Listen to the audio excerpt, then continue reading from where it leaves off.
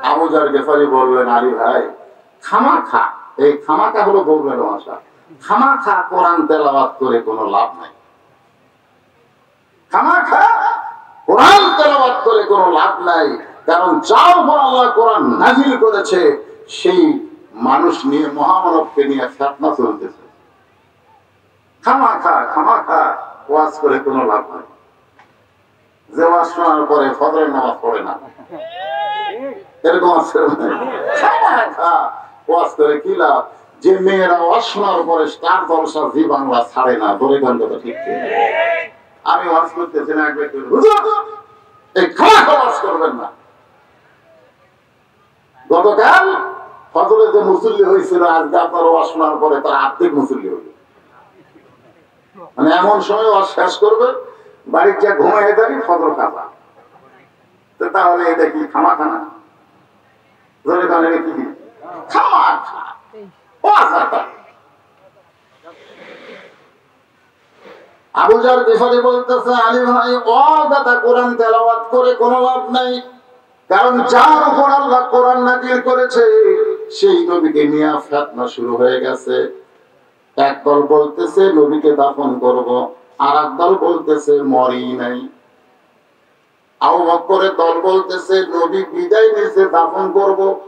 আর ওমর ফারুক বলতেছে কেউ যদি বলে নবী বিদায় নিছে, তার দেহ থাকবে, মাথা থাকবে না। এই দুই জনের দুই মত থাকলে আমরা বাঁচতাম, কিন্তু দুই জনের দুই দল হয়ে গেছে। তোরে কোন কয়?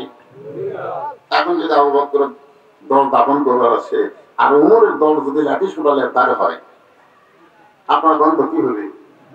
কথা হয় না, কিছু একটা হবে না? এরই নয় তো ফিতনা, এরই নয় মারামারি। আমরা এখন এসেছি, আমরা কার দলে যাব? আবু বকরের দলে না ওমরের দলে? হয়তো আলী বলতেছেন চলো যাই, চলো যাই।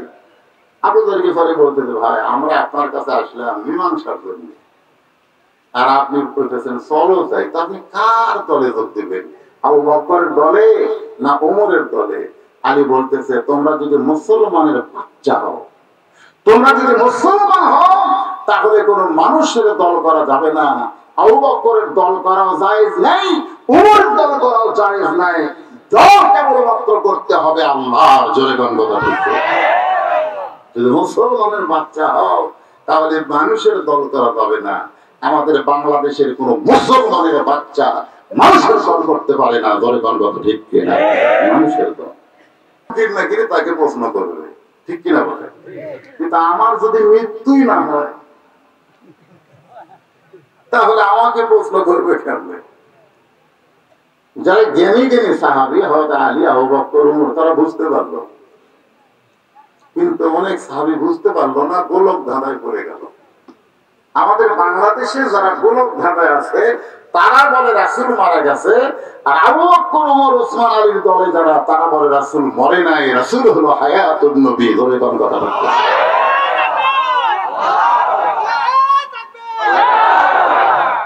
এখন এর বেশি আর কথা আমি বললাম না, এটুকুতেই যা বুঝলেন। তো রাসূল যখন দুনিয়া থেকে বিদায় নিল, দলাদলি শুরু হলো কিভাবে দেখেন। যখন দুনিয়াতে ছিল তখন কয় দল? যেই বিদায় নিছে, আবু বকর বলতেছে আল্লাহ রাসূল বিদায় নিছে, রাসূলকে দাফন করব।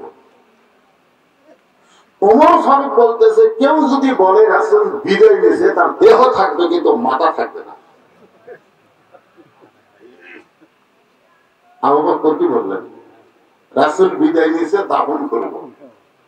আর ওমর ফারুক বলে কেউ যদি বলে রাসূল বিদায় নিছে, তার দেহ থাকবে কিন্তু মাথা থাকবে না। নরম নরম সাহাবী আবু বকরের কাছে গিয়ে বললেন, আবু বকর ভাই, আল্লাহ রাসূল জীবদ্দশায় বলেছেন আমার পরে এই দুনিয়াতে শ্রেষ্ঠ মানুষ হলো আবু বকর। আমার সমস্ত উম্মতের নেকি যদি এক পাল্লায় দেওয়া হয়, আবু বকরের এক হাতের নেকি অন্য পাল্লায় দিলে সমস্ত উম্মতের নেকির চাইতে আবু বকরের নেকির ওজন বেশি হবে। আপনি হলেন রাসূলের গানে সুরের সাক্ষী, আপনি হলেন আশারে মুবাশশারার 1 নম্বর। 10 জন জান্নাতীর মধ্যে আপনি কয় নম্বর? 1 নম্বর। আপনি যা আমরাও তাই, আপনি যা আমরাও তাই। গরম গরম সাহাবী হযরত উমর ফারুকের কাছে গিয়ে বললেন, ওমর ভাই, আপনিও যা আমরাও তাই, রাসূল দুনিয়া থেকে বিদায় নিয়েছে এই কথা আমরা মানি না। আগে ছিল দুই জনের দুই মত, একজন দাফন করবি আর একজন বলতেছে মরিবি। আর এখন হয়ে গেছে দুই দল, একটা হলো আবু বকরের দল, একটা হলো উমরের দল। এই মুহূর্তে যদি আপনারা যারা এখানে বসে আছেন তারা যদি ওই সময় থাকতেন, মনে করেন, বোঝা লাগবে তো, রাসূল সম্পর্কে বুঝতে গেলে একটু হা হো করা দরকার আছে না? যারা এখানে বসে আছেন আপনারা সবাই যদি ওই সময় থাকতেন তাহলে কার দলে যোগ দিতেন? আবু বকরের দলে না উমরের দলে? আবু বকরের দলে যোগ দিতেন। এখন একটা গজল গাই, এই গজল গাওয়ার পরে আপনারা চিন্তা করবেন যে আবু বকর ঠিক না উমর ঠিক। একটা গজল গাবো, আপনারা ভালো করে শুনবেন। ইসলামের আলো জ্বলায়া দিয়া নবী ঘুমায়া আসেন সোনার মদিনায়, ইসলামের পতাকা উড়ায়া দিয়া নবী শুইয়া আসেন সোনার মদিনায়। যদি গজলটা আমি এরকম গাই, ইসলামের আলো জ্বলায়া দিয়া নবী মইরা আসেন সোনার মদিনায়, মহিলা আছেন সোনার মদিনায়, এটা ঠিক হবে? তাহলে দাফন করবে কাকে? এই শোনেন, তাহলে আবু বকর দাফন করতেছে, কার দাফন করবে? আপনারা সে আবু বকরের দলে যাবেন, উমরের দলে যাবেন? দেখছেন, এই গজল শোনার পরে মুরব্বী তো আবু বকরের দলে, মানে মরার দলে। আপনি মরার দলে যাবেন? কারণ দাফন করবি যে যাটা মানুষ দাফন করে। আচ্ছা, এটাই হলো ফেতনা, এরই দামে হলো ফেতনা। কেউ কয় মাটির, কেউ কয় নূরের। ধরে কোন ঠিক কিনা? এক বক্তা ওয়াজ করলো রাসূল মাটির তৈরি, আবার সেই বক্তায় কিছুক্ষণ পরে বলতেছে হযরত ওসমান জিন নুরাইন। ওই বক্তায় আমার ওয়াজে বলতেছে হযরত ওসমান জিন নুরাইন। ওয়াজ শেষ করে ঘরে আসলে বললাম, ভাই ওসমান জিন নুরাইন কেন বললেন? বলে রাসূলের দুই মেয়েকে বিয়ে করছে, মেয়েদেরকে নূর বলা হয়, এই জন্য দুই নূরের অধিকারী ওসমান। তো রাসূলের মেয়ে যদি নূর হয়, রাসূল কি? আপনাদের কইলেন রাসূল মাটি, আর মেয়ে বলেন নূর। তাহলে কি করবো? আসলে ফিতনা নিরসন করার উপায় আছে না নাই? ধরে আছে না? আবু যর গিফারী রাদিয়াল্লাহু তাআলা বললেন, আমরা আবু বকরের দলেও যাব না, আমরা উমরের দলেও যাব না, আমরা যাব হযরত আলীর কাছে। দল বাড়তিছে না কমতিছে? দেখেন, ইয়াত্তটাতে হবে, এখন তিনটা হচ্ছে, ধরে পড়া হচ্ছে। এরপরে হানাফি, হাম্বলি, মালিকি, শাফি, কাদেরিয়া, চিশতিয়া, নকশবন্দি, মুজাদ্দিদিয়া, আহলে হাদিস, আহলে কোরআন, এরকম বহু দল আছে না নাই? ধরে কোন আছে না নাই? আবু যর গিফারী বললেন, আমরা আবু বকরের দলেও যাব না, ওসমানের ওমরের দলেও যাব না, আমরা যাব হযরত আলীর কাছে। কারণ আল্লাহ রাসূল বলেছেন, আনা মাদিনাতুল ইলমি ওয়া আলী বাবুহা, আমি হচ্ছে ইলমের শহর, আলী হচ্ছে তার দরওয়াজা। আসলে এই ফিতনা থেকে বাঁচার জন্য মীমাংসা করে দিতে পারে কে? আলী। ধরে বলেন নাম কি? আবু যর গিফারী হযরত আলীর দরবারে গিয়ে দেখলেন হযরত আলী আল্লাহর কোরআন তেলাওয়াত করতেছে। সুবহানাল্লাহ বললেন। ওয়া ইযা তুলিয়াত, এই ছেলে বসো, ওয়া ইযা তুলিয়াত আলাইহিম আয়াতুহু যাদাতুহুম ঈমানা ওয়া আলা রাব্বিহিম ইয়াতাওয়াক্কালুন। কি বুঝলেন? আল্লাহু আকবার কেন বললেন?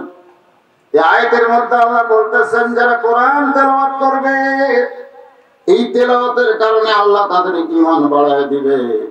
তাদের কেবলমাত্র একমাত্র আল্লাহর প্রতি ভরসা জন্মে যাবে। আবু যর গিফারি হযরত আলীর দরবারে গেছে হাজার হাজার সাহাবী নিয়ে, যা দেখে হযরত আলী কোরআন তেলাওয়াত করতেছে। ধরে কোন কি তেলাওয়াত? যেই দলে আল্লাহু আকবার স্লোগান দেওয়া যায় না, আপনি সেই দল করে মহামুরবি কি এসে আপনি জানালা পড়াবেন, বলবি আল্লাহু আকবার কবি, কিন্তু ভিতরে কোনো দোয়া কবি না। ধরে কোন কথা ঠিক কি? হযরত আলীর মতন মহাজ্ঞানী বলতেছে কোন মানুষের দল করা যায় নাই। তাহলে আবু বকর রাদিয়াল্লাহু তাআলার মতো একজন মহামানবের দল করা যদি জায়েজ না থাকে, এই কথাগুলো গুরুত্ব দিয়ে শুনবেন। উমরের মতো মহামানবের দল করা যদি জায়েজ না হয়, তাহলে কোন মানুষের দল করা যাবে? জোরে বলেন। যদি করেন তাহলে পরিণতি কি হবে আমার কথা দিয়ে বলবো না, আল্লাহর কোরআন রাসূলের হাদিস দিয়ে আমি আপনাদের সামনে তাফসীর করতে চাই। একটু মনোযোগ দিয়ে শুনেন। আবু যর গিফারি বলতেছেন, আলী ভাই তাহলে আবু বকরের দলেও যাবেন না, উমরের দলেও যাবেন না, আপনারা যাবেন, আপনি যাবেন কার দলে? হযরত আলী বললেন, তোমাদেরকে এমন একটা জায়গায় নিয়ে যাওয়ার চাই যে জায়গায় গেলে মীমাংসা হবে। আলী বলতেছে, কে বলতেছে? তোমাদেরকে এমন একটা জায়গায় নিয়ে যাব যে জায়গায় গেলে মীমাংসা হবে। আপনার বলেন তো, হযরত আলী সমস্ত সাহাবীদেরকে নিয়ে জায়গায় যাবে, সে জায়গায় গেলে মীমাংসা হবে। এখন বলেন তো এটা কোন জায়গা? একটা জায়গা আছে না নাই? আমাদের বাংলাদেশে এমন একটা জায়গা আছে যে জায়গার মধ্যে গেলে খাতনা নাই। আমি নিজের চোখে দেখছি, মসজিদে আসরের নামাজ পড়তে যাব, যাই দেখি তিনজন মুসল্লি দাঁড়া আছে, ঘড়িতে নামাজের সময় পার হয়ে গেছে কিন্তু নামাজ শুরু করতেছে না। কয়জন? তিনজন মুসল্লি। ওরা খালি বারবার ঘড়ি দেখতেছে আর দরজার দিকে তাকাচ্ছে।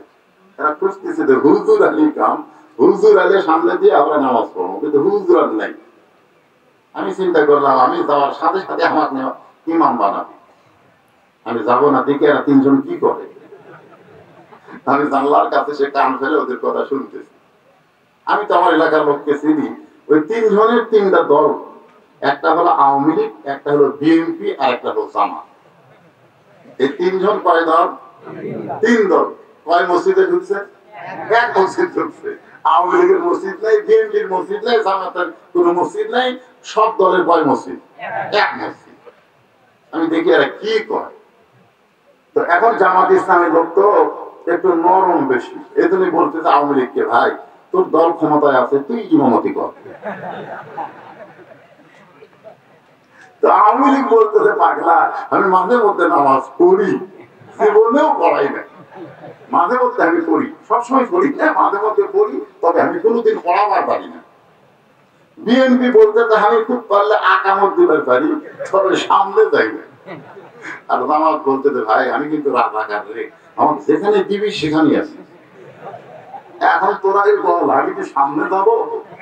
আওয়ামী লীগ বলতে, পাগলা কিসের জামাত, কিসের আওয়ামী লীগ, কিসের বিএনপি, আমরা তিন ভাই, আল্লাহর ঘরে কোনো দল নাই, সবাই একসঙ্গে জামাত করতে চায়।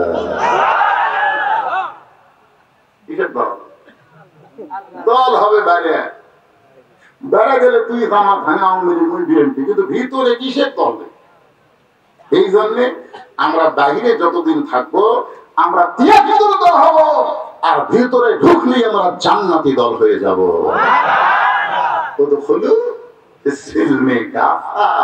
আল্লাহ কোরআনে বলেছেন যে পুরোপুরি ভাবে ইসলামের ভিতরে ঢুকে যাও।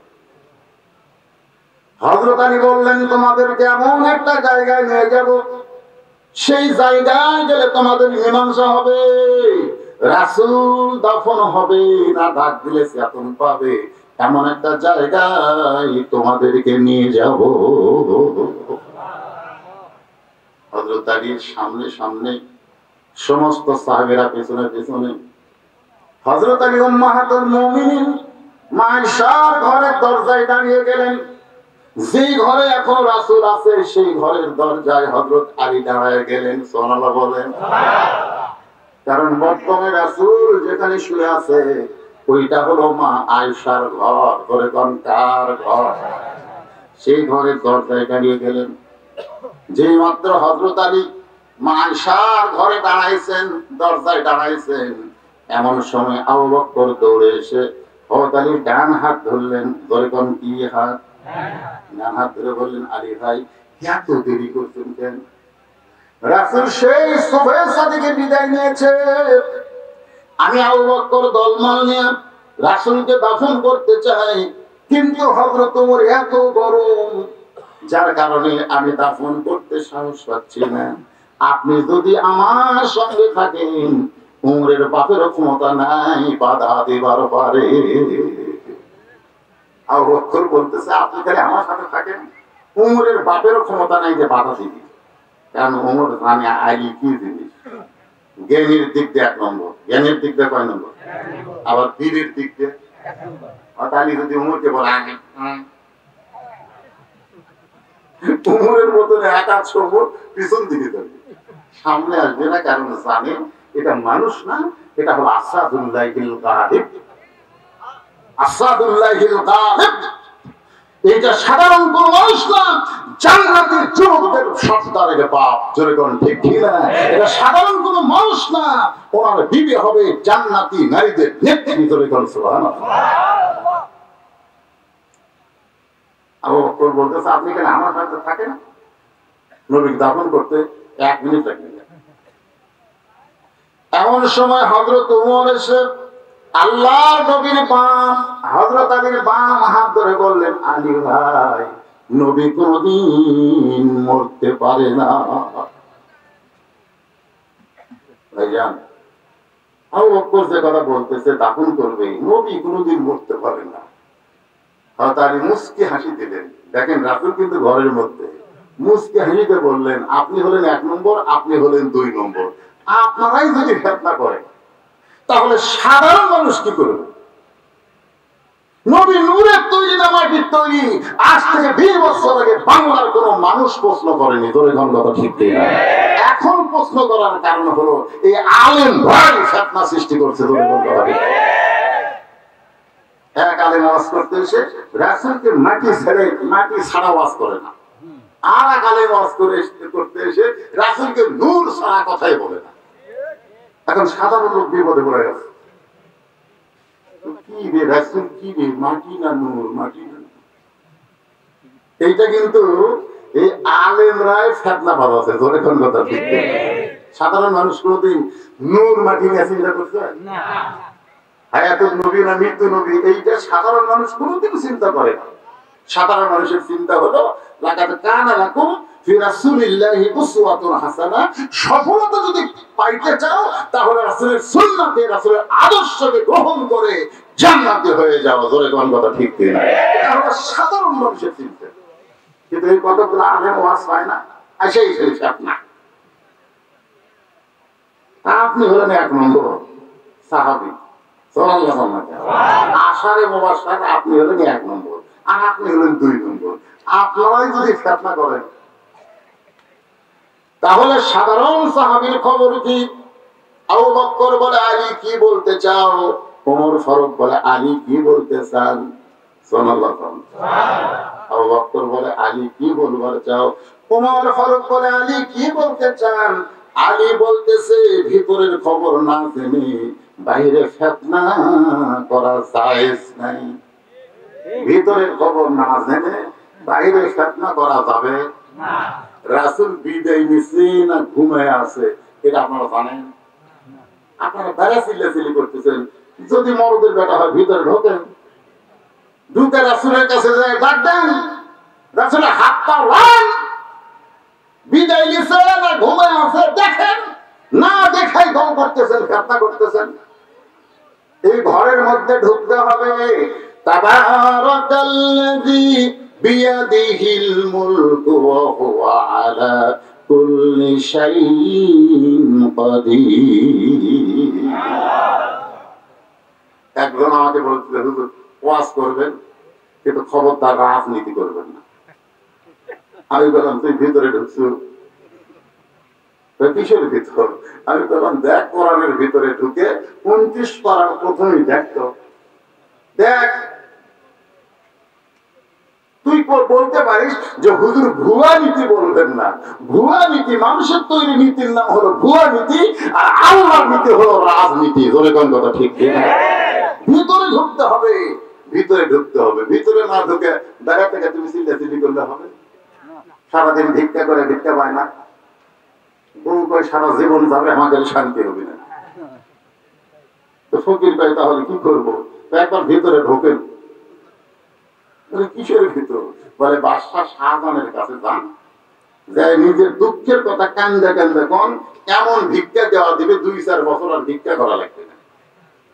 আপনি যদি গোটা পাড়া খালি দাঁড়িয়ে ধরেন, তা ভিতরে যা করেন না। ফকির কয় ঠিকই তো চাইছে, আমি তো দাঁড়িয়ে ঘুরি, দেখে আজকে একটু ভিতরে যাবো। এই চান্সে বাদশাহ শাহজাহানের দরবারে যায়, দেখে যে বিশাল একটা দরজায় বিশাল দেহে একজন মানুষ লাঠি নিয়ে খাড়ায় আছে। কি দিয়ে খাড়ায় আছে? লাঠি। ফকির কেবল দরজার দিকে যাইতে দারোয়ান লাঠি দিচ্ছে, খবরদার, এই দরজা দিয়ে বাদশাহ শাহজাহানের আপনজন যারা তারাই প্রবেশ করে, তোর মতন ফকিরের প্রবেশ করার কোন অধিকার নেই। ফকির চিন্তা করে, ওরে বাবা, আমি ভাঙ্গা চূড়া দেহ ভিক্ষা করে খাই, আর ওই যে দেহ লাঠি দিয়ে আছে, এর সাথে তো ফাতনা করলে হবে না। ফাতনা করা যাবে? ফকির দৌড়ে গিয়ে 2 পাও চাপে ধরছে, হট করে 2 পাও চাপে ধরে 2 চোখের 2 ফোঁটা পানি দারোয়ানের পাও পড়ছে। দারোয়ানের মন গলে বলতেছে, ভাই তুইও যা হামতে। কিছুক্ষণ আগে কি বলছিল? এখন বলতে তুইও যা হামতে, আমি তোমার পাহারা দিয়ে খাই আর তুই ভিক্ষা করে খাস, আমাকে এর মধ্যে কোনো তফাৎ নাই। ফকির বলতেছে তাহলে আমি একটু ভিতরে ঢুকতে চাই। দারোয়ান বলতেছে একটা দরজা না, আরো 16টা দরজা আছে, প্রত্যেকটা দরজা এমন করে একটা দারোয়ান লাঠি নিয়ে দাঁড়ায় আছে, আমি তোরে ছাড়লেও পরে দরজা দারোয়ান তোরে ছাড়বে না। ফকির বলতেছে একটা বার খালি তুমি পরের দরজা দারোয়ান ছাড়বে কি ছাড়বে না সেটা আমার দায়িত্ব। দারোয়ান ঠাট্টা করে যখন ফকিরের জন্য দরজা খুলে দেয়, পরের দরজা দারোয়ান লাঠি তুলে বলতেছে, এই ফকির ঢুকলে কেমনে? ফকির কেমনে ঢুকলে? ফকির বলতেছে দারোয়ানের কাছে যা, প্রথম দরজা দারোয়ানের কাছে যা, আমার পরিচয় শুনে কাঁদতে কাঁদতে দরজা খুলছে, আমি তুই কি করবো? দরজা খুলবো না বন্ধ করে রাখবো? দ্বিতীয় দরজা দারোয়ান চিন্তা করে আসলে তাই, আর পরিচয় না থাকলে প্রথম দরজার দারোয়ান তো দরজা খুলতো না, তো খামা খা ওকে আজকের গাড়ি চাকরি হারাবো। বলেছেন মৃত্যুর দরজায় লা ইলাহা ইল্লাল্লাহ মুহাম্মদ রাসূলুল্লাহ বলে কেউ যদি পাড়ি দিবার পারে, কবর বলো, মিজান বলো, পুলসিরাত বলো, হাসর বলো, আর কোন দরজায় তাকে আটকানো হবে না, বিনা হিসাবে তাকে জান্নাতের দরজা খুলে দেওয়া হবে। একই কায়দায় ফকির সমস্ত দরজা খুলে ভিতরে ঢুকছে। ধরে কারণ কোথায় ঢুকছে? ভিতরে ঢোকার সঙ্গে সঙ্গে প্রধানমন্ত্রীর সাথে দেখা। প্রধানমন্ত্রী সালাম দিচ্ছে। সালাম দেওয়ার কারণ হলো এতগুলো দারোয়ান পাড়ি দেওয়া যেই ব্যক্তি ভিতরে ঢোকে তার চেহারা ফকিরের মতন হতে পারে, কিন্তু আসলে বেটা ফকির না। আসলে বেটা কি না? সালাম দিয়ে বলতেছে, বাবা কি খবর? ফকির বলতেছে, বাদশাহ সাধারণ দেখছো? ফকিরের ভাষা যা মূর্খ মানুষ, বাদশাহ সাধারণ দেখছো? আমরা যার নাম ধরি না, যাকে জাহাপনা সম্রাট বলে সম্মান করি, আর এই ব্যাপারে বাদশাহ সাধারণ দেখছো? দারোয়ান জোড় হাত করে বলতেছে, বাবাজি ওই যে ছোট্ট ঘর, ওই ঘরের কাছে গিয়ে দেখেন ওই ঘরের মধ্যেই বাদশাহ নামদারে ঢুকে গেছে। এবার ফকির গিয়ে দেখে দরজা বন্ধ, জানালার একটা পাল্লা খোলা, ওই পাল্লা দিয়ে ভিতর দিকে লক্ষ্য করে দেখে গোটা ঘরের মধ্যে একজন মাত্র মানুষ 2 হাত তুলে কাঁদতেছে আর বলতেছে, ও বাদশার বাদশাহ, আমি ফকির, আমি ফকির। ও বাদশার বাদশাহ, আমি ফকির, আমি ফকির। তাবারাকাল্লাযী বিয়াদিহিল মুলকু ওয়া হুয়া আলা কুল্লি শাইইন কাদির। আল্লাহু আকবার। ফকির কই করে কার কাছে আসলাম? এত দরজা পাড়ি দিয়ে কার কাছে আসলাম? আমি তো আর কি ফকির, এই আমার চাইতে বড় ফকির। আপনার বলেন এটা ভিতরে না গেলে জানা যেত? ফকির ভিতরে যায় আসল খবর পাচ্ছে, আসমার দিকে তাকায় বলতেছে, আল্লাহ বাদশাহ সাদা মজা আমি হতে, এই হামাকের মধ্যে কোনো তফাৎ নাই। ওই ভিক্ষা করে কান্দে কান্দে আমি অত কান্দি না, খালি কান্দার ভান করি। আসলে ফকির রাখি তো কান্দে না, দেখবেন আসলে সারা কান দিচ্ছে না, কান্দার ভান করতেছে। আর বাদশাহ সাধারণ চোখ দিয়ে দর দর করে পানি পড়তেছে। কোথায় আসলাম? আমার চাইতে বড় ফকির, যে নিজে ফকির ফকির বলে কান্দে, সে আমাকে কি ভিক্ষা দিবে? আমি বইয়ের বুদ্ধি শোনা ভুল করছি, এটা গজবের আওতা, তাড়াতাড়ি বার হই। এই কথা বলে ফকির যখন তাড়াতাড়ি বের হবে, এমন সময় দারোয়ান ধরে বলতেছে, বাবাজি বাদশার সঙ্গে কি আপনার দেখা হয়েছে? ফকির ভিক্ষা না পাইলে খুশি হয় না, বেজার হয়? রাগ করে বলে, রে দারোয়ানের বাচ্চা দারোয়ান, শুধু দরজা পাহারা দিয়ে খাস, ভিতরের খবর জানিস না? দারোয়ানের বাচ্চা দারোয়ান, শুধু দরজা পাহারা দিয়ে খাস, ভিতরের খবর জানিস না? তোরা যাকে বাদশাহ বাদশাহ করে পূজা করতেছিস, আমি নিজের চোখে দেখলাম ফকির হয়ে গেছে। আসলে আমি যদি বলি প্রধানমন্ত্রী হাসিনা ফকির নেই, ওনার সাংসারে কিন্তু খেপে যাবি, ধরে কোন কথা ঠিক হুজুর কি করে, কিন্তু ভিতরের কথা। আমাদের প্রধানমন্ত্রী নামাজ পড়ে যখন আল্লাহর খাতা হাত তোলে, তখন কোনদিন কয় না আল্লাহ আমি প্রধানমন্ত্রী, আমি প্রধানমন্ত্রী, এই কথা কোনদিনও কয় না, বরং বলে আল্লাহ ফকির নেই, আল্লাহ তোমাকে মাফ করে দাও। ধরে কোন কথা ঠিক কি? ভিতরে না গেলে আসল খবর পাওয়া যায় না। হযরত আলী বলতেছেন, আবু বকর ভাই নবী বিদায় নিছে না ঘুমায় আছে? ওমর ফারুক বলে, ওমর ফারুক ভাই নবী ঘুমায় গেছে না বিদায় নিছে, এটা বাহির থেকে বলা যাবে না, এটা ভিতরে ঢুকতে হবে, তদন্ত করতে হবে। তদন্ত না করলে আসল কথা বলা যাবে না। তদন্ত না করে খালি ফেতনা ছড়ান যাবে? আপনারা বলেন তো, এই একটা লোক আলো নিয়ে আসতেছে, একটা লোক অনেক দূর থেকে অন্ধকার থেকে আলো নিয়ে আসতেছে, তখন আপনারা কি বলেন? ওই দেখো আলো আসতেছে, আলো আসতেছে। ধরে কোন কথা ঠিক কিনা? কাছে যখন আসলো তখন দেখলেন এটা তো আমাকে আব্দুর রহিম বাড়ে। এখন আপনারা বলেন তো, আলোর দাম বেশি না আব্দুর রহিমের দাম বেশি? হ্যাঁ, কারণ আলো নিজে আসে না, আলোকে একজন নিয়ে আসতে হয়। ধরে কোন কথা ঠিক কিনা? নবীকে নূর বললে শুধু আলো বলা হবে, নবীকে নূর বলা যাবে না, নবীকে বলতে হবে নূরওয়ালা। ধরে কোন কথা ঠিক কিনা? নূরওয়ালা, সিরাজাম মুনির। অন্ধকার পৃথিবীকে নবী কোরআন নামক নূর দিয়ে আলো জ্বালাইছে। ধরে কোন কথা ঠিক কিনা? আমরা খালি নূর নূর করতেছি। নবীদের নূরের বাপ সেটা না লাগবে না? নূর যদি হতো তাহলে ৭০,০০০ নূরের পর্দার মধ্যে ফেরেশতা জিবরাইল আটকে গেছে। ফেরেশতা তো নূরের তৈরি। আল্লাহকে দেখ এক ধাপ সামনে যদি বাঁধেস তোর অস্তিত্ব পুড়ে ছাই হবে। নবী সেই নূরের পর্দা পাড়ি দিয়ে যখন যাচ্ছে, ফেরেশতা জিবরাইল পিছন দিক থেকে ডাক দিয়ে বলতেছে, ইয়া রাসূলুল্লাহ, ফেরেশতা হলো নূরের তৈরি, জিন হলো আগুনের তৈরি, মানুষ হলো মাটির তৈরি, আপনি নবী কিসের তৈরি? এইরকম নূরের পর্দা পাড়ি দিয়ে আপনি আল্লাহ আরশে যাচ্ছেন, আপনি কিসের তৈরি একটু জানতে চাই। আল্লাহ বললেন, জিবরাইল আমি কিসের তৈরি আমি জানি না, যিনি আমাকে তৈরি করেছেন তিনিই ভালো জানেন। জোরেগান কথা ঠিক কি? কোন ফিতনা থাকবে? কোন ফিতনা থাকবে? কোন ফিতনা থাকবে? মাটির আদমকে আল্লাহ সৃষ্টি করিয়া ঘোষণা করিলেন আল্লাহ শ্রেষ্ঠ বলিয়া। তাই নূরের ফেরেশতা করে আদমকে সেজদা, সবাই বলেন তাই নূরের ফেরেশতা করে আদমকে সেজদা, সবার চেয়ে দিলেন মাটির মানুষকে সম্মান, সবাই বলেন আল্লাহু আল্লাহু, বলেন জিকির হচ্ছে আল্লাহু আল্লাহু, তুমি জানলে জালালুহু, শেষ করা তো যাই না গিয়ে তোমার গুণগান।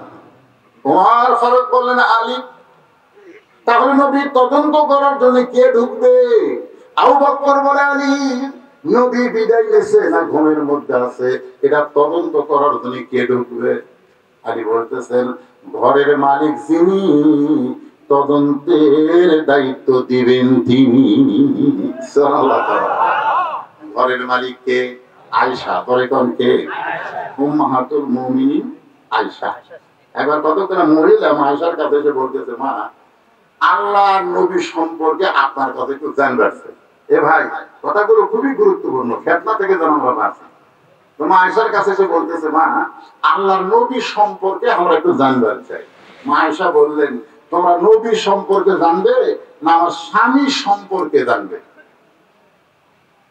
তখন তো মেয়েরা শুনতে গেল যে আমরা তো এতদিন জানি আল্লাহর নবীও যিনি, আপনার স্বামীও তিনি। আয়েশা বলতে, শোনো, 6 বছর বয়সে নবীর সঙ্গে আমার বিয়ে হয়েছে, শুধু বিয়ে হয়েছে, কিন্তু 9 বছর বয়সে আমি নবীর ঘরে আইছি। আমার যখন 18 বছর বয়স, তখন নবী দুনিয়া থেকে বিদায় দিয়েছে। আমি নবীকে মাত্র 9 বছরে 3 বার নবী হিসাবে দেখেছি।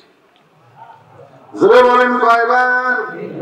9 বছরে হাজার হাজার বার আমার স্বামীকে দেখেছি, কিন্তু নবী হিসাবে দেখেছি মাত্র 3 বার। এখন বলো, তোমরা আমার স্বামী সম্পর্কে শুনবে না আল্লাহর নবী সম্পর্কে শুনবে? মেয়েরা কান্দার বলে, মা আমরা এতদিন ধরে জানতাম নবীও তিনি, স্বামীও তিনি, কিন্তু আজকে আপনি বললেন 3 বার নবী হিসাবে দেখেছেন, আপনি কেমন নবী হিসাবে দেখলেন? আপনার কাছে নবী সম্পর্কে আমরা একটু জানতে চাই। উম্মাহাতুল মুমিনিন নবী সম্পর্কে যে 3টা বয়ান দিয়েছে, আজকে ঈদে মিলাদুন নবীর অনুষ্ঠানে এই বিষয়গুলো আমাদের জানার অধিকার আছে না নাই? ভাইজান, ধৈর্য হারা হলে চলবে না। একটু গরম হচ্ছে, তারপরে ধৈর্য ধারণ করেন। এত কষ্ট করে যখন অসুস্থ মানুষ আপনাদের সামনে আইছি, কোন ফেতনার মধ্যে আমরা থাকবো না। ঘরের মালিক যিনি, তদন্তের দায়িত্ব দিবেন তিনি। ওমর ফারুক মনে মনে চিন্তা করতেছে, ঘরের মালিক হলো আয়েশা, আর বাকি তদন্তের দায়িত্ব দিবি? আমার ভাগ্য হলো না।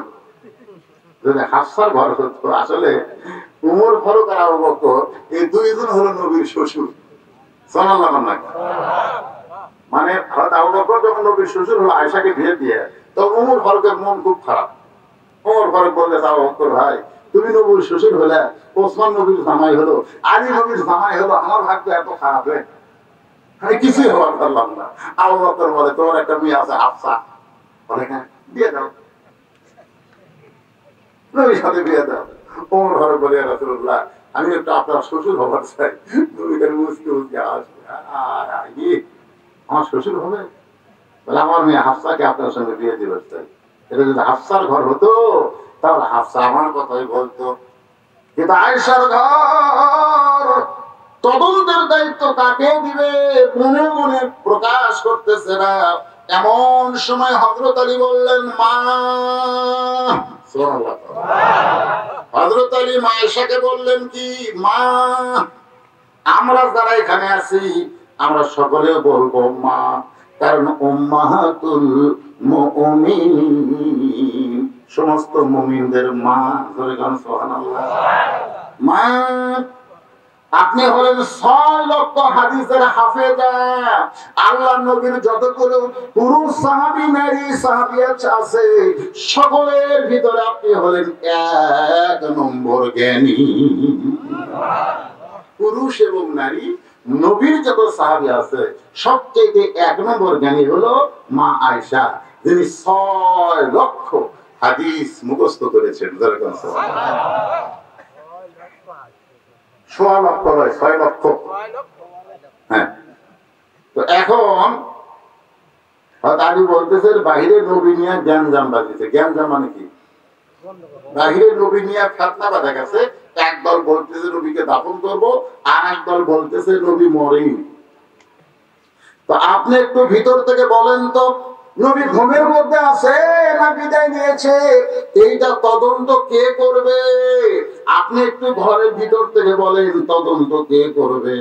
মায়েশা কান্নাতন্ত সুরে নিয়ে বললেন, নবীর মাদ্রাসার 1 নম্বর ছাত্র যিনি, তদন্তের দায়িত্ব পাবেন তিনি। আপনার বলেন তো এখানে কারো নাম আছে? মায়েশা বললেন, নবীর মাদ্রাসার 1 নম্বর ছাত্র যিনি, তদন্তের দায়িত্ব পাবেন তিনি। সমস্ত সাহাবীরা এক বাক্যে স্বীকার করলেন, নবীর মাদ্রাসার 1 নম্বর ছাত্র হলো হযরত আবু বকর। ওমর ফারুক আর আপত্তি করতে পারলেন, কারণ এখানে কোনো নাম আছে? তুই যদি 1 নম্বর বসতে চাস, তুমি উমর যদি 1 নম্বর হও, তাহলে 10 যাও। উমর কয়, না রে, আমি তো 2 নম্বরে। মায়েশা বললেন, 1 নম্বর ছাত্র। হযরত আবু বকর আল্লাহ নবীর দরজায় গিয়ে সালাম দিলেন, আসসালামু আলাইকা ইয়া রাসূলুল্লাহ।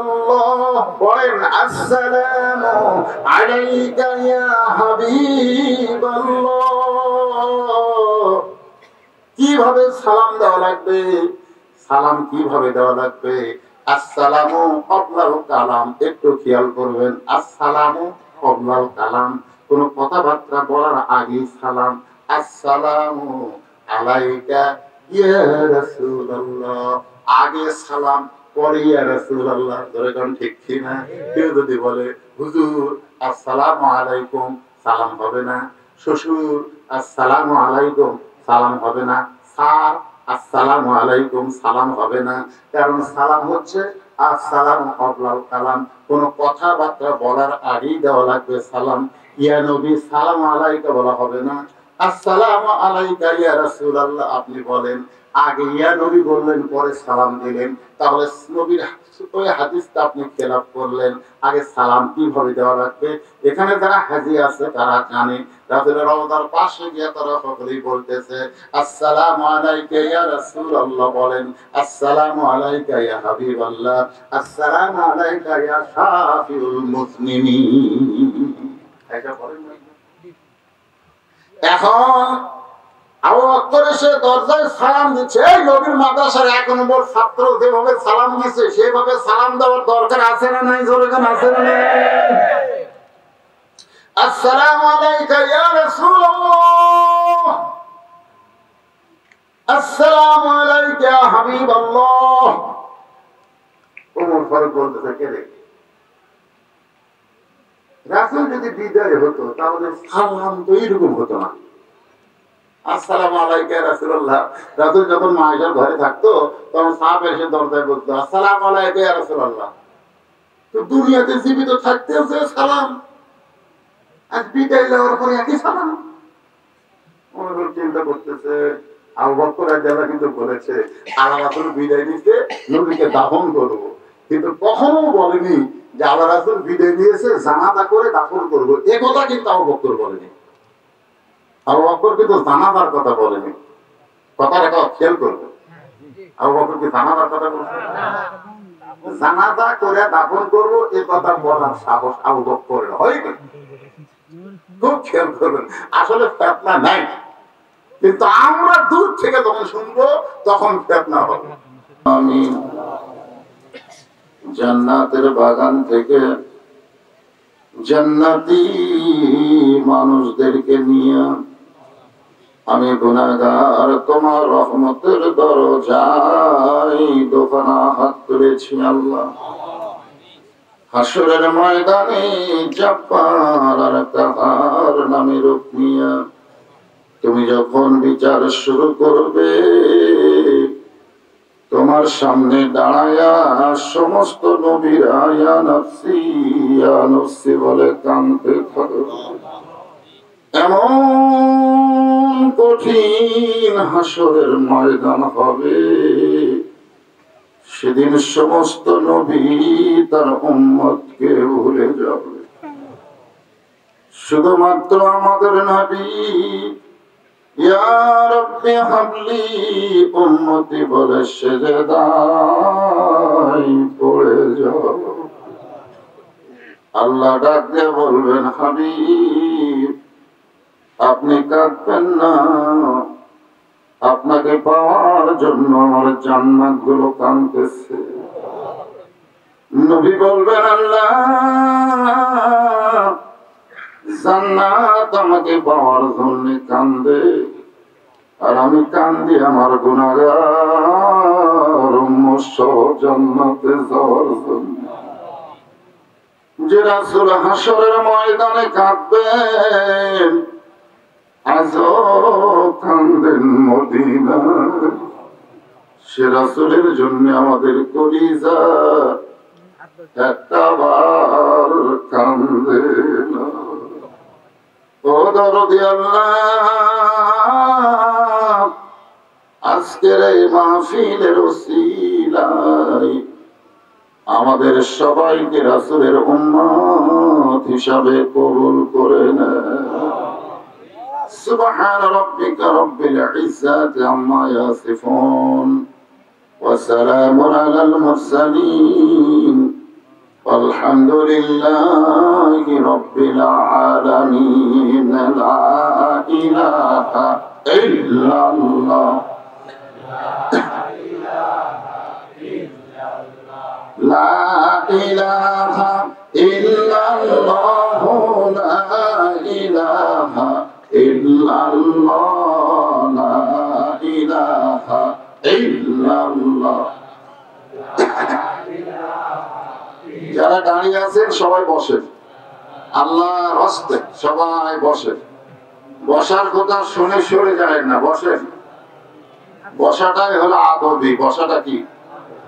আর দাঁড়িয়ে থাকা বেয়াদবি। এই জন্য আদব রক্ষা করে সবাই জান্নাতের টুকরার মধ্যে বসেন। লা ইলাহা ইল্লাল্লাহ লা ইলাহা ইল্লাল্লাহ লা ইলাহা ইল্লাল্লাহ। যার দিলে আছে আমার আল্লাহর ভয়। কার ভয়? যার মনে আছে আল্লাহর ভয়। আল্লাহ আল্লাহ সব সময়। আহারা নিদেরা ভালো লাগে না এই দুনিয়া, ভালো লাগে না, ভালো লাগে শুধু আল্লাহ। লা ইলাহা ইল্লাল্লাহ লা ইলাহা ইল্লাল্লাহ মুহাম্মাদুর রাসূলুল্লাহ।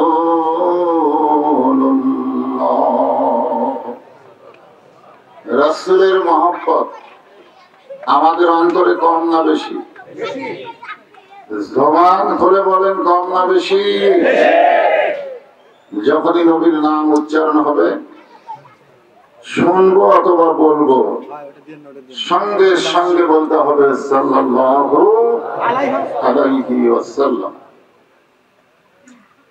সকল ঈদের ঈদ, ঈদে মিলাদুন নবী সাল্লাল্লাহু আলাইহি সাল্লাম উপলক্ষে পঞ্চমতম বিরাট ইসলামী জলসায় আল্লাহ তাআলা যেনাকে সম্মানিত সভাপতির আসনে কবুল করেছেন, আমি আমার অন্তরের অন্তঃস্থল থেকে আজকের মাহফিলের সম্মানিত সভাপতি জনাব ফিরদাউস আলম সাহেব, প্রধান শিক্ষক এলিমজানি উচ্চ বিদ্যালয়, সম্মানিত সভাপতিকে অন্তরের অন্তঃস্থল থেকে শুভেচ্ছা জ্ঞাপন করছি। আজকের এই মাহফিলের সম্মানিত সহসভাপতি মণ্ডলী যিনারা রয়েছেন, সকলকেই অন্তরে অন্তঃস্থল থেকে শুভেচ্ছা জ্ঞাপন করছি। সম্মানিত অতিথিবৃন্দ, সম্মানিত ওলামায়ে কেরাম, আমি এখানে এসে শুনলাম এই গ্রামের নাম নাকি আলেম জানি ছিল। কি জানি? আলেম জানি। এখন আলেম জানি বাদ দিয়ে আছে এলাম জানি। যে সমস্ত আলেম ওলামারা মাঝে মাঝে বসে আছেন, মঞ্চে উপবিষ্ট আছেন, মাগরিবের নামাজের পর থেকে এত রাত পর্যন্ত যিনারা কোরআন হাদিসের আলোকে অত্যন্ত গুরুত্বপূর্ণ আলোচনা করলেন, আলেম ওলামা সহ সমস্ত বক্তাগণকে অন্তরের অন্তঃস্থল থেকে আমি শুভেচ্ছা জ্ঞাপন করছি। এই মুহূর্তে আমার সামনে যারা বসে আছেন, যিনাদেরকে আল্লাহ দয়া করে রহম করে জান্নাতের বাগানের ভিতরে কবুল করেছেন, আমি যখন বললাম জান্নাতের বাগানে কবুল করেছেন, এটা শোনার পরে কিছু একটা বলা দরকার ছিল। আপনারা এখানে আসতে পারেন নাই, আল্লাহ তাআলা আপনাদের নিয়ে আইছে, যার প্রমাণ আল্লাহ কোরআন কারিমে বলেছেন, মা আসাবাকা মিন হাসানাতিন ফামিনাল্লাহ। বান্দা বান্দির দ্বারা যখন কোনো ভালো কাজ হয়, ধরে কোন কি কাজ, এই কাজ বান্দা বান্দি করে না, বরং আল্লাহ করায়। এই মুহূর্তে আপনারা যে মাহফিলে বসে আছেন, এই কাজটা ভালো না খারাপ? তাহলে এই কাজ আপনারা করলেন না আল্লাহ করালো? আল্লাহ কোন বান্দা বান্দিকে দিয়ে যখন কোনো ভালো কাজ করায়, বুঝতে হবে ওই বান্দা বান্দি আল্লাহর অত্যন্ত পছন্দ। যেরকম আমার সামনে যেনারা বসে আছেন, আমি আমার অন্তরের অন্তঃস্থল থেকে আপনাদের সবাইকে শুভেচ্ছা জ্ঞাপন করছি। সম্মানিত মা বোনেরা, পর্দার অন্তরালে বসে বসে যারা আলোচনা শুনতেছেন, আমি তাদেরকেও শ্রদ্ধা জ্ঞাপন করি। এই মুহূর্তে জানতে চাচ্ছি আপনারা সকলে কেমন আছেন? আলহামদুলিল্লাহি রাব্বিল আলামিন। যে আল্লাহ দয়া করে রহম করে আজকের এই জান্নাতের বাগানে কবুল করেছেন, আমরা সে আল্লাহর উপরে খুশি না বেজার? কম না বেশি? তাহলে সকলে বলেন রব্বানা লাকাল হামদ হামদান কাসীরান তাইয়িবান মুবারাকান ফীহি। আমরা আল্লাহর প্রশংসা করার পিছনে এক নম্বর কারণ হলো যে আল্লাহ আমাদেরকে জন্মগতভাবে মুসলমানের ঘরে কবুল করেছেন। আল্লাহ ইচ্ছা করলে হিন্দুর ঘরে, বৌদ্ধের ঘরে, খ্রিস্টানদের ঘরে, এই সকল ঘরেও আমাদেরকে পাঠাবার পারতেন, ঠিক কিনা বলে? কিন্তু আল্লাহ তা না করে আমাদের রুহগুলোকে, আমাদের রুহ, আপনার কত বয়স আপনি বলতে পারেন, কিন্তু আপনার ভিতরে যে রুহ আছে তার বয়স কি আপনি জানেন? আমরা জানি না। এই রুহগুলোকে আল্লাহ তাআলা ইচ্ছা করলে হিন্দুদের ঘরে পাঠাবার পারতেন, খ্রিস্টানদের ঘরে পাঠাবার পারতেন, বৌদ্ধ আরো যতগুলো বিধর্মী আছে তাদের ঘরেও পাঠাবার পারতেন। কিন্তু আল্লাহ তা না করে আমাদের রুহগুলোকে মুসলমানের ঘরে প্রেরণ করার কারণে জন্মসূত্রে আমরা মুসলমান। ধরে কোন সুবহানাল্লাহ। এখন যদি কেউ বলেন হুজুর আমি মুসলমান না হয়ে যদি অন্য ধর্মের মানুষ হতাম, তাহলে আমার খবর কি? ধর্মের মালিক কে? সে আল্লাহ বলেছেন, ওয়ামান ইয়াবতাগি গায়রাল ইসলাম দীনান ফালান ইউকবালা মিনহু। ইসলাম ছাড়া অন্য কোন ধর্ম কেউ যদি গ্রহণ করে, আল্লাহ বলতেছেন ইসলাম ছাড়া, কয়রাল ইসলাম আর দিন, দিন দিন মানে কি? ধর্ম। ইসলাম ছাড়া কেউ যদি অন্য ধর্ম গ্রহণ করে, আল্লাহ বলেছেন লা ইউকবালা মিনহু, সেইটা কখনো কবুল হবে না।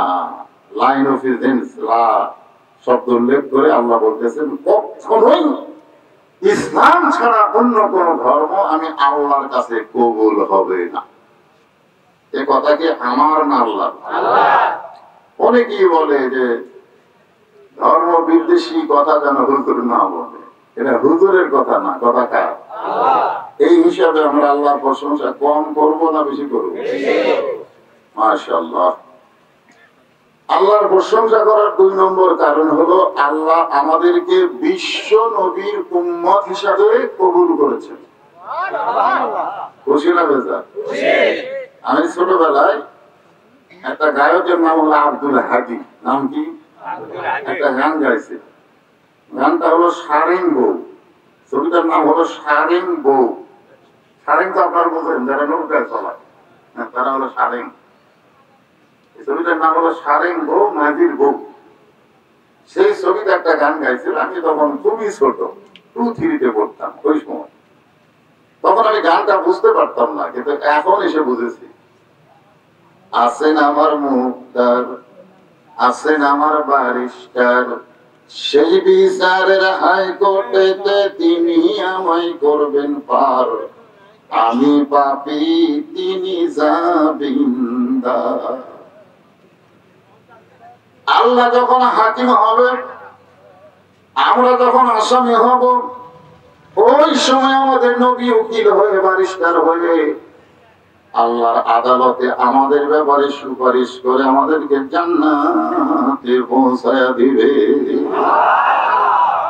আল্লাহ রাসূল বলেছেন, আমি ততক্ষণ পর্যন্ত জান্নাতে প্রবেশ করব না যতক্ষণ পর্যন্ত আমার একজন গুনাহগার উম্মত জান্নাতের বাইরে থাকতেছে।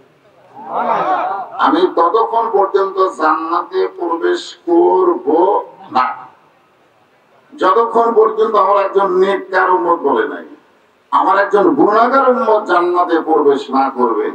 আমার সমস্ত উম্মতরা যখন জান্নাতে প্রবেশ করবে, এরপরে আমি রাসূল জান্নাতে প্রবেশ করব। আমাদের কোন টেনশন আছে? কেউ উকিল মুক্তার হাকিম বারিস্টার আছে, তাদের কোন টেনশন আছে? আল্লাহ যতই হাকিম হোক, আমরা যতই আসামি হই,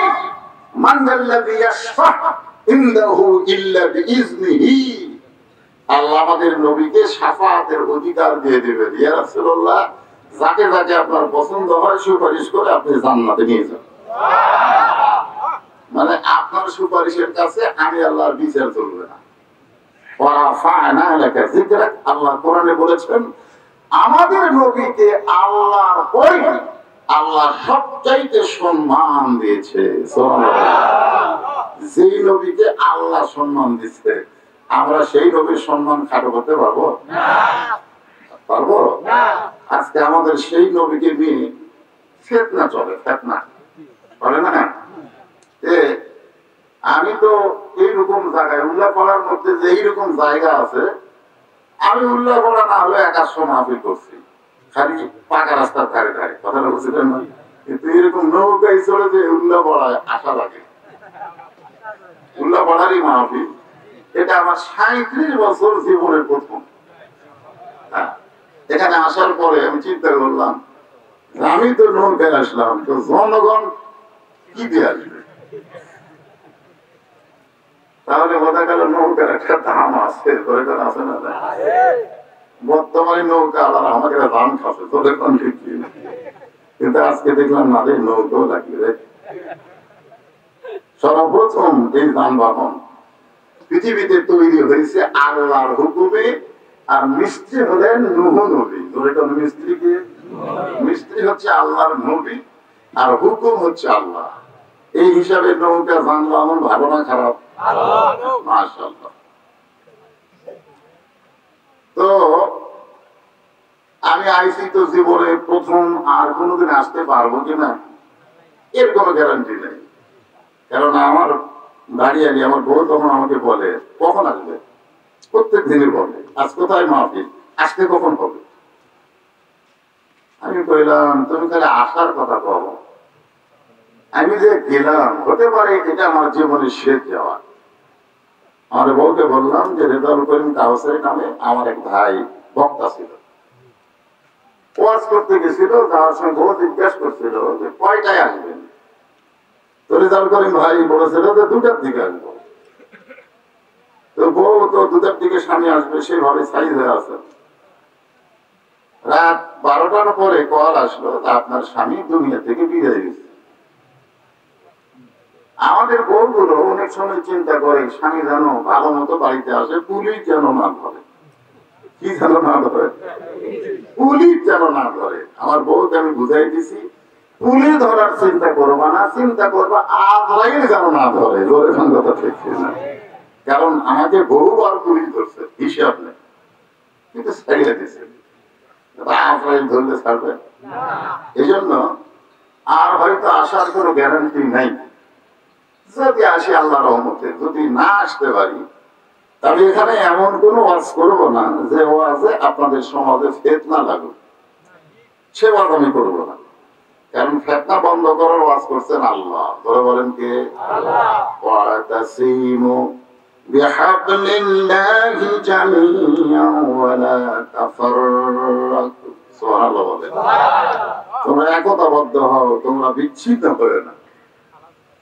কিন্তু ফিতনা বন্ধ করার কথা বলেছে কে? আল্লাহ। কিন্তু আল্লাহ রাসূল আবার বলেছেন যে বনি ইসরায়েলের যুগে 72 কাতার ছিল, 72টা দল ছিল। কয়টা? কিন্তু আমার উম্মতের মধ্যে একটা বেশি হবে, 73টা হবে। ধরে কোন কয়টা হবে? 73টা হবে। তার মধ্যে এক দল কেবল জান্নাতে যাবে।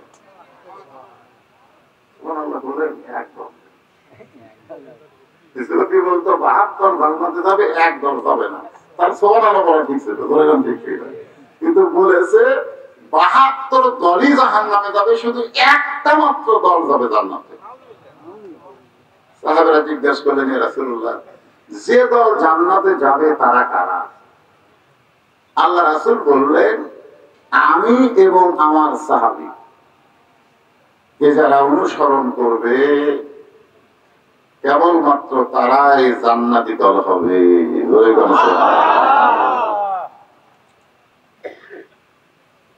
তো এখন এখানে এমন কিছু কথা হবে না যে নবীর কে নিয়ে আজকের মাহফিল বলা হয়েছে সকল ঈদের ঈদ, সকল ঈদের ঈদ। এখানে ঈদ মানে আনন্দ বলা হয়েছে, ঠিক না বলেন? আর মিলাদ মানে কি? জন্ম। মিলাদ মানে কি? জন্ম। এই জিনিসটা আমাদের বোঝা লাগবে। এটা নিয়ে তো ফিতনা নাকি কম? হ্যাঁ, এটা নিয়ে ফিতনা। আল্লাহ রাসূল যখন দুনিয়াতে এসেছেন তখন একজন দাসী আবুল আহাবের একজন দাসী আবুল আহাবকে গিয়ে বললো, আবুল আহাবকে তো বোঝেন, যার জন্য একটা সূরা নাযিল হয়েছে, সূরা লাহাব। তাব্বাত ইয়াদা আবি লাহাব। দেখেন, আবি লাহাবের নাম আবু জেহেলের নাম কিন্তু কোরআনের কোন জায়গা পাবেন না। এত বড় কাট্টা কাফের, কিন্তু ওর নাম নাই। আছে কার? আবুল আহাবের। কেন আছে? কারণ আবুল আহাব নবীর আপন চাচা।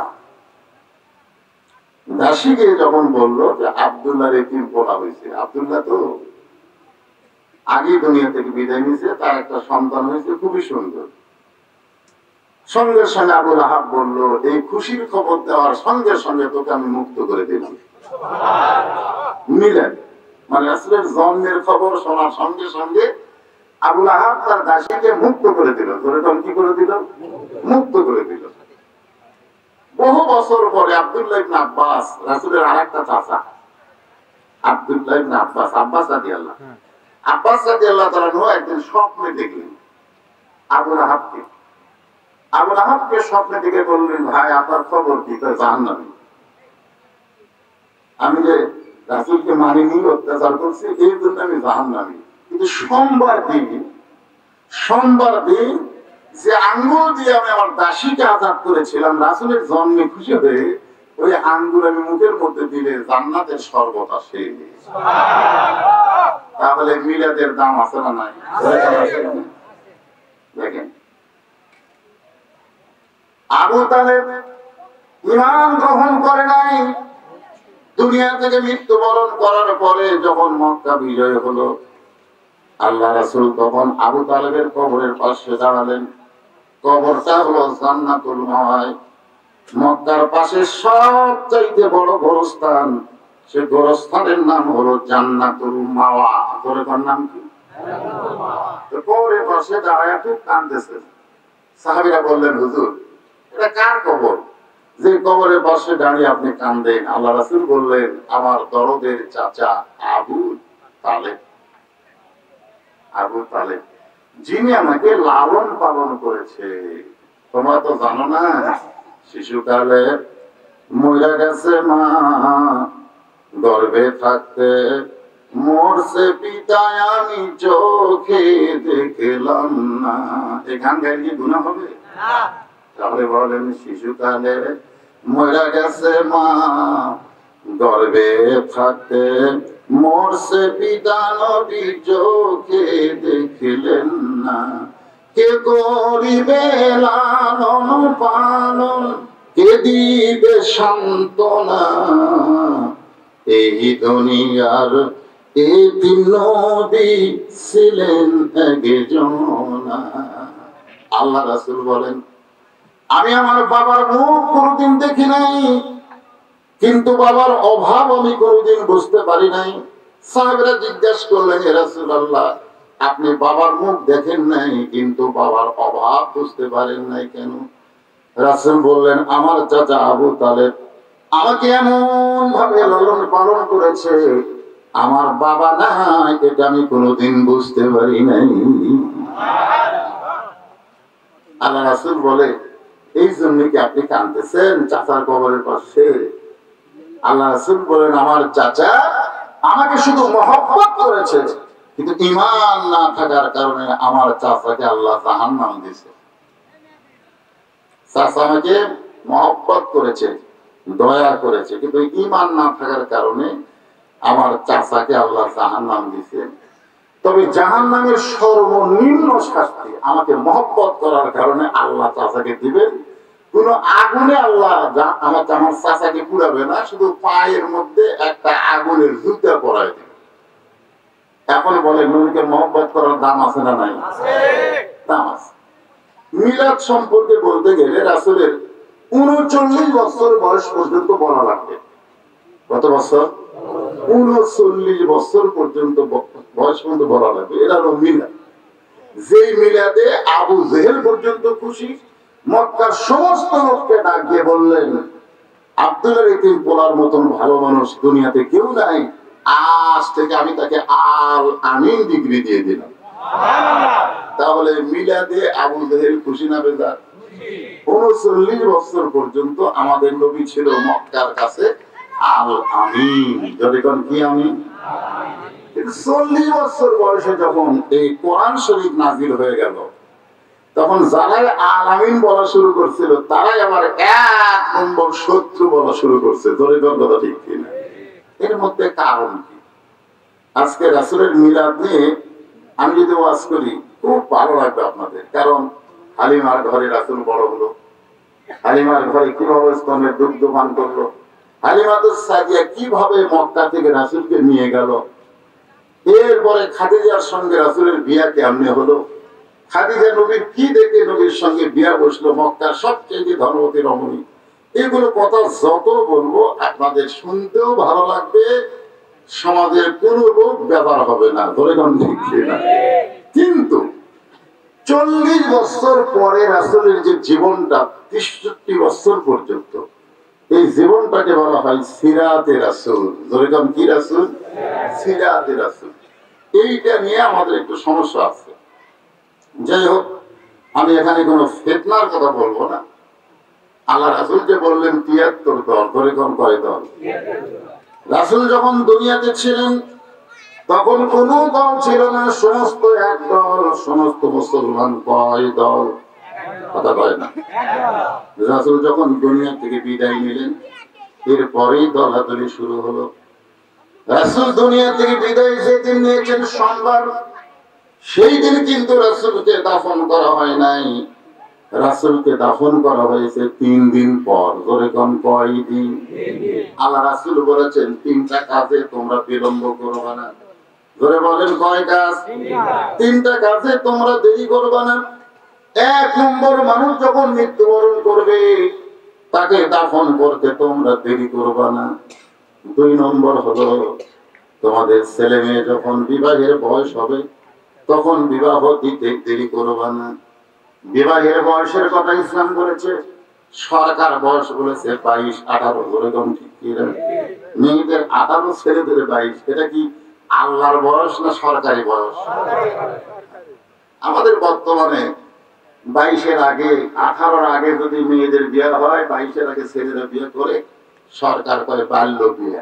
যখন কি বিয়ে? বাল্য বিবাহ। আমাদের বাংলাদেশের আইন নিষেধ করা হয়েছে, কিন্তু বাল্য প্রেম এইটা কিন্তু নিষেধ হয়। যখন ঠিক কিনা? বাল্য প্রেম ভালো না বাল্য বিয়ে ভালো? হ্যাঁ? বাল্য বিয়ে ভালো। এই ভালো জিনিসটা আইন দিয়ে বন্ধ করছে, আর যেটা হারাম বাল্য প্রেম সেইটা কিন্তু সরকার বন্ধ করেনি। ধরে কোন ঠিক কিনা? এখন আপনাকে নদীর এলাকার লোক, আপনারা প্রেম টেম বোঝেন কিনা আপনারাই ভালো কথা। তাহলে 2 নম্বর কি, ছেলে মেয়ে যখন বিয়ের বয়স হবে বিবাহ দিতে দেরি করা যাবে না।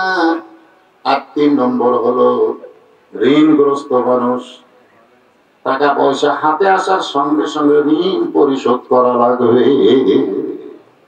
তাহলে কয় টাকা যে দেরি করা যাবে না। তাহলে 1 নম্বর হলো মানুষ দুনিয়া থেকে বিদায় দিলে দাফন করতে দেরি করা যাবে না। কিন্তু রাসূলকে কয়দিন পর করলো? 3 দিন পর। এটা কি তাড়াতাড়ি হলো না দেরি হলো? এই দেরি হওয়ার পিছনে কারণ কি? কারণ আছে না নাই? আছে। কারণ হলো আল্লাহ রাসূল বিদায় নেওয়ার পরে রাসূল মারা গেছে এ কথা আমরা কোনোদিনও বলবো না। রাসূল মারা গেছে এ কথা আমরা কোনোদিনও বলবো না। বলবো? বলবো না। কেন বলবো না? একবার হযরত বেলাল ইবনে রেবাহ, যিনি হলেন পৃথিবীর শ্রেষ্ঠ মুয়াজ্জিন, সুবহানাল্লাহ, যিনি আকামত দিলে রাসূল ইমামতি করেন, সেই বেলাল একদিন রাসূলকে প্রশ্ন করলো, ইয়া রাসূলুল্লাহ, আমরা মরে গেলে কবরে যাব, কবরে যাওয়ার পরে মুনকির নাকির আমাদেরকে 3 প্রশ্ন করবে। ধরে কোন কয়টা? কিন্তু আপনি যখন কবরে যাবেন আপনাকে কয় প্রশ্ন করবে? আল্লাহ রাসূল মুসকি হাসে বলবেন, তোমার ধারণা কি? বেলাল বলতেছে, আমার ধারণা হলো আপনাকে 2 প্রশ্ন করবে। আল্লাহ রাসূল বললেন, কোন 2 প্রশ্ন?